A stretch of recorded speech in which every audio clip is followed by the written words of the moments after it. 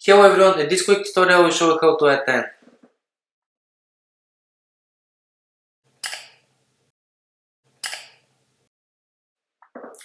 Now, this will be the image.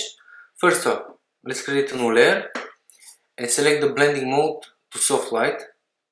Now, select the brush tool and pick a dark color.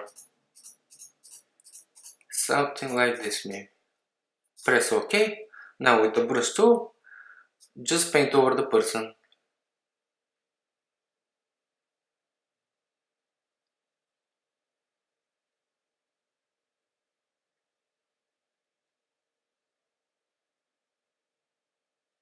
Like this. Now, the only thing left is to select the eraser tool and just erase over her lips.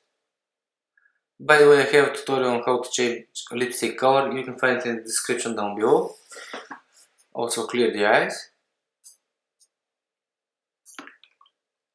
And this is it, the quickest way to add 10. As you can see, the before and the after. Now, if you want less tan, just lower the opacity.